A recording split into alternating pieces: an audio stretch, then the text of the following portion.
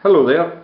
Today I'm going to tie a Ballon Caddis fly for you. I've just put in the vise a Hanak 100 BL. It's a size 12. Fairly big hook in regards to river flies. I'm going to be using a nondescript, very thin thread. It's super strong, this stuff. I can't remember what it's called. I bought it as a job lot a while back. But it's fairly good stuff. First thing then is to cast on the thread.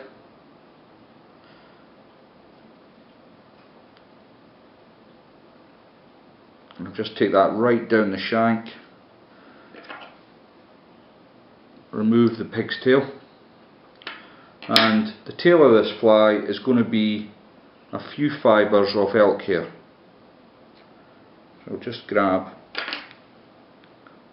what I need. As you can see, they're all over the place a little bit there, so I'm just going to try and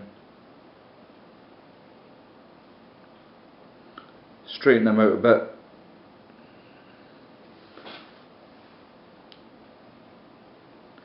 Don't need it a lot. That's going to do the job. So I'll catch that in. Before I just secure it down, I want to see the length. And you can see it's not proportion wise, it's not out past the very far past the bend, but that's fine.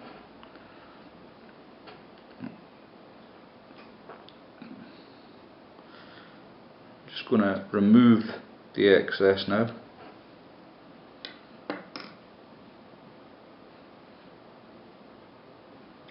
Now the dubbing I'm going to use here is beaver. I like the beaver because it can be dubbed very tightly to the thread, keeping the body nice and thin, but still give me the coloration I want. So I've dubbed a little bit on there, not very much.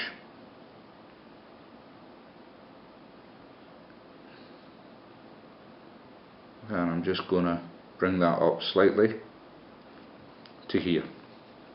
Next thing I'm going to do then is I'm going to hackle the remainder of the body. I've got quite a thin brown generic cape hackle, and I'm just going to catch that in. Getting real fine hackles for this part of the fly can be quite a challenge. Just going to dub some more of the beaver on.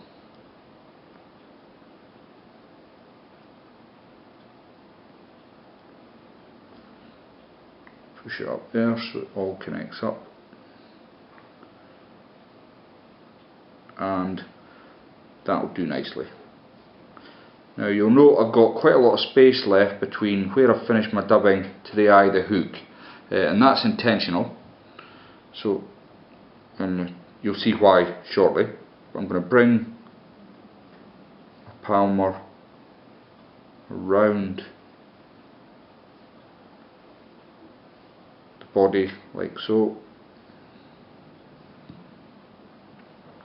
and then once I've got to that point, I'm just going to lock that into place with a couple of turns of thread. Can then come in with my snips and remove that hackle, sweep everything back, and just a couple of rogue strands there.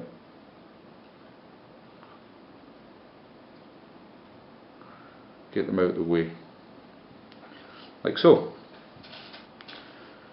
Okay, next thing I'm going to do is I'm going to add some, I'd like to say this is arrow wing, but it's not. You can get arrow wing in grey, and it's much better than what I'm using here. This is a niche product, I believe, and it's called shuck hair or something of that manner. But arrow wing is better for this fly. I just don't have any in grey. So first thing to do is I've cut a strand off, and I'm going to just lock that into place with a couple of turns, then bring the remaining strand back over catch that in. Now, keeping with the overall length of the fly, I'm going to remove that, give it a little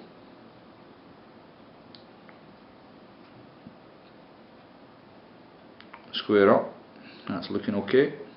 Now the idea of this stuff is when I fill it full of mucilin or gink, whatever your poison is for floating, this will hold it and it'll help support the fly. Next then, I'm going to create my balloon part. I use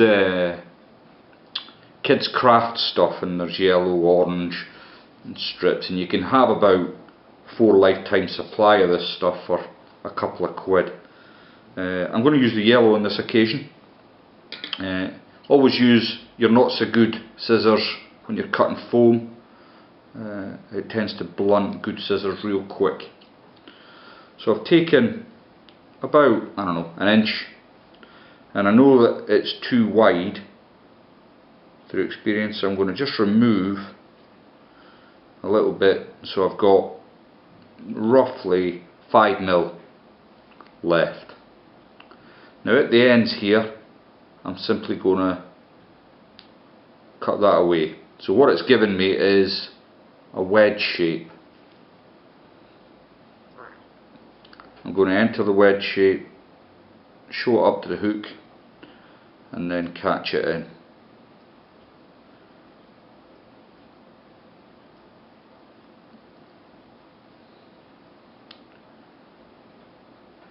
Now just pull your balloon over, just make sure that you're going to get good visibility to the eye of the hook, which is here. And the next thing I'm going to do is put my elk hair wing in. Now I've just got natural elk hair here, and I'm going to take, I'm just doing this off camera so I don't make too much of a mess of the office.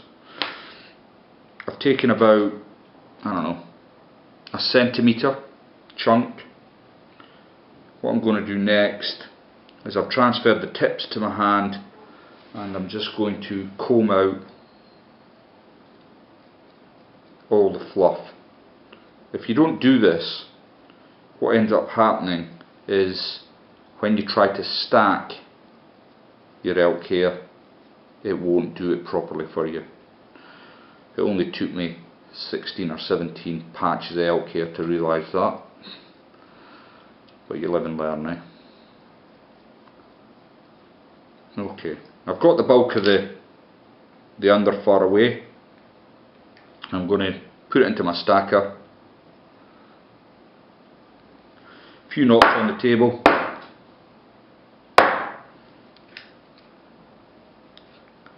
And hopefully it's all nice and even up. So I'll grab that with the tips of my fingers. Going to dress it up to the fly.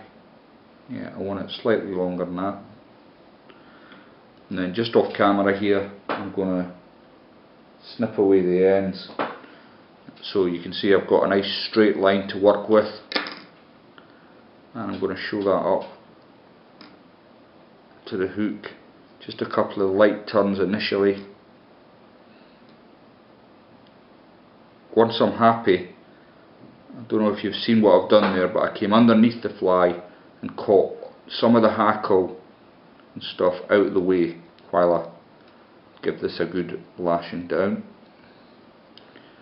It's difficult to see, but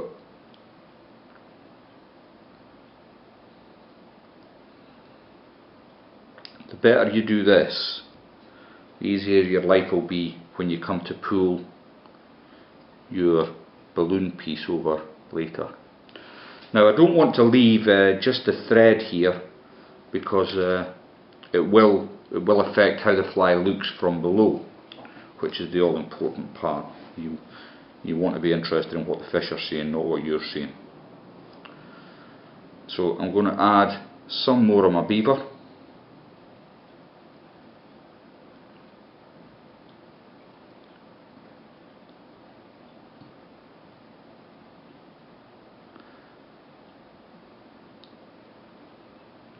Just taking my time, dubbing it on, and I'm going to cover up